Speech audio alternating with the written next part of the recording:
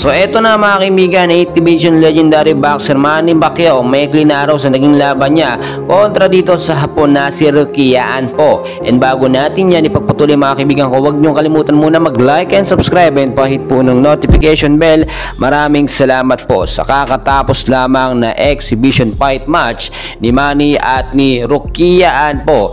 Walang idineklarang nanalo mga kaibigan, bagkos ito exhibition fight match lamang, no, at parang laro-laro lamang po na laban. Para sa akin, no, kung titignan po ninyo, kung itinagin tong laban, mas seryosohin po ito ni Manny Pacquiao. Bitin na bitin po ang mga manonood dahil nga po 3 rounds lamang ang nangyayari sa laban. Kung sakasakaling umabot nga po ito sa round 12, no, ay makakasigurado tayo na kayang-kaya pa rin manalo ni Manny Pacquiao kontra dito, no, sa kickboxer champion na si Rukiyaan po. So round 1 nakita nyo naman kung paano talaga dikitan pa ang laban, no, nagsasabayan pa etong dalawang boksingero na ito. Si Manny Pacquiao, although nandun pa rin yung footwork niya, aminado tayo na medyo bumagal talaga si Manny Pacquiao dahil na rin yan sa kanyang edad, no, at dahil na rin sa kanyang pangatawan na hindi na expose po sa laban mga kaibigan. Magkagayon man, nananatili pa rin ang liksi at bilis ni Manny Pacquiao at tila parang nagpipigil din po siya sa laban.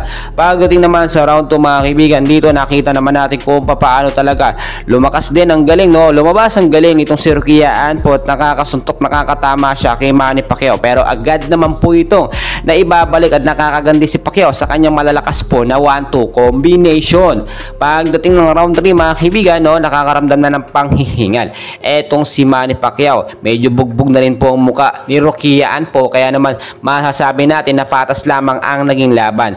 Well, para sa akin mga kaibigan, maikukonsidera ko pa rin na panalo dito sa laban etong si Manny Pacquiao. Tignan nyo mabuti naman ang diferensya na ang kanilang height mga kaibigan, 5'11", si Rukiyaan po 5'5" lamang itong si Manny Pacquiao. Kaya nga po pinayagan itong laban na ito, no, dahil exhibition fight match lamang ito at ang hirap pong i-knock out yung maratangkan po na boksingero tulad na lamang nitong si Rukiyaan po. Magkagayon man, marami ang pumusta, marami nanalo dahil nga po ang akala nila talaga, no, ay mananakaut ni Pacquiao. Ito nga pong si Rukiyaan po.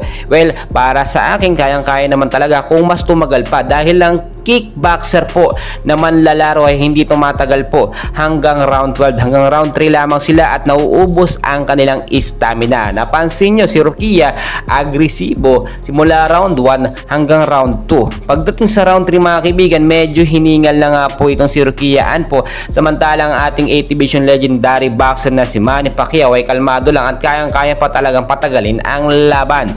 Well, marami din nagsasabi na itong si Manny Pacquiao ay talagang tumatanda na at kinakailangan ng mamahinga. Alam naman natin, nagretiro na si Pacquiao. Ito'y laro-laro lamang, no, exhibition fight match, pero napakaganda po na naging laban kahapon. Well mga kaibigan, dahil pang kaganapan, so dyan lang kayo. Please huwag kalimutan mag-like and subscribe.